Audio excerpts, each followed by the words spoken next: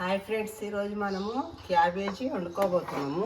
ఈ క్యాబేజీ నేను మంచిగా తరిగి పెట్టేసుకున్నా. ఈ క్యాబేజీని మనము వండుకుందాం. ఇంకా బౌల్ పెట్టేసి ఆయిల్ పోసిన. ఇక అలా కావాల్సినవన్నీ కట్ చేసి పెట్టేసుకున్న ముందే. ఇప్పుడు మనము వండుకుందాం. ఆయిల్ పోసుకుంటున్నా. క్యాబేజీ ఎక్కువది కాబట్టికే నేను ఒక 4 పావులు ఆయిల్ వేసుకుంటున్నా.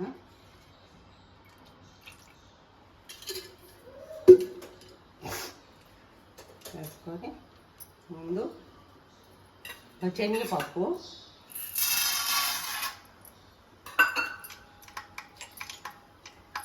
శనగపప్పును కూడా కొద్దిగా వేయించుకోవాలి. కొద్దిగా మినప్పప్పు. పప్పులు గట్టిగా ఇట్టుకుంటే మనకు క్యాబేజీలో మంచిగా అనిపిస్తుంది. మెత్తగా కావద్దు, నానబెట్టి వేసుకుంటే రుచి ఉండదు. ఇట్లనే వేసుకుంటే మనం మంచిగా అనిపిస్తుంది. కొద్దిగా జీడిపప్పు, ఒక 2-3 పల్లీలు. జీడిపప్పు పల్లీలు ఆప్షన్ ఇష్టం, నేను 2-3 వేసుకుంటున్నా.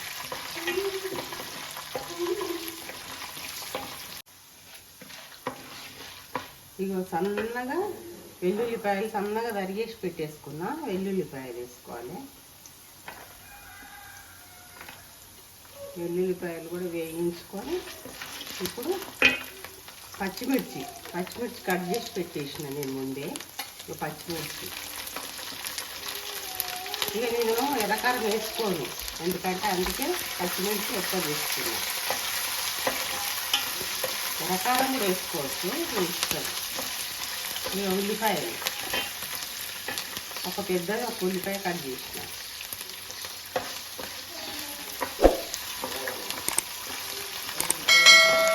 ఇప్పుడు కొద్దిగా కరివేపాకు.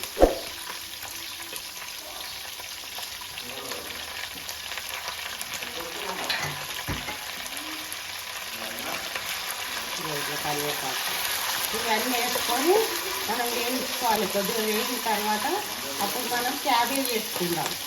ఇవి మంచిగా వేయించుకోవాలి. కొద్దిగా ఉల్లిపాయలు అవి వేయిపోతే మనకు బాగుంటుంది.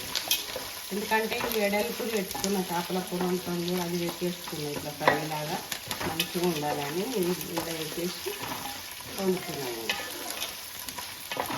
ఇక ఇట్లా వేయిపోతున్నాయి.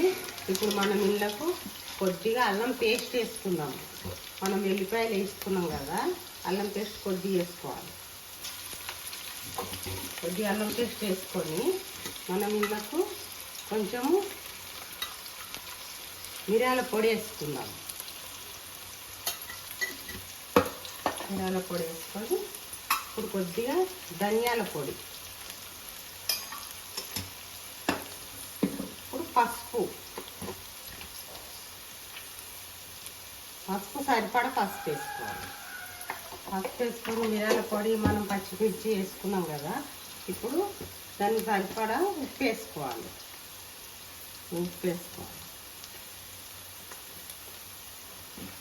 ఇవన్నీ వేసుకొని కలుపుకొని మనం కట్ చేసి పెట్టుకున్న క్యాబేజీ ఉంది కదా, క్యాబేజీ వేసుకోవాలి.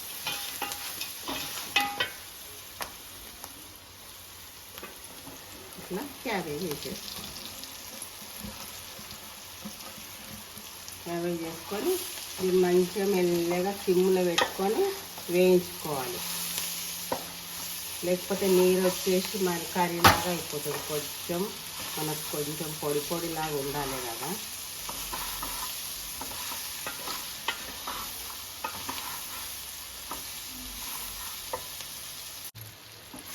మనము ఇట్లా కలుపుకుంటా ఇది మంచిగా వేయించుకోవాలి.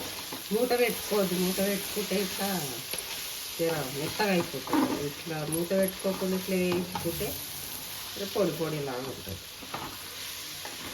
ఇట్లనే అయిపోయేదాకా మనకు ఉడికిందని అనుకున్నప్పుడు మనం స్టవ్ బంద్ చేసుకోవాలి. ఇంకా కొద్దిగా అయితే ఉడికిపోతుంది.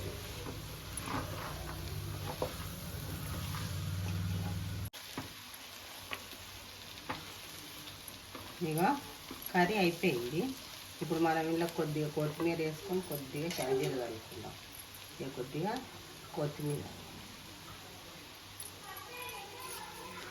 కొద్దిగా గరం మసాలా కొద్దిగానే వేసుకుంటున్నాం. ఇప్పుడు మనం కర్రీ అయిపోయింది కదా, స్టవ్ బంద్ చేసుకుందాం. మీరు కూడా ఇట్లా ట్రై చేసి చూడండి, చాలా చాలా బాగుంటుంది. ఈ వీడియో కనుక నచ్చినట్టయితే లైక్ చేయండి, షేర్ చేయండి, కామెంట్ చేయండి, సబ్స్క్రైబ్ చేయండి. టాటా బాయ్.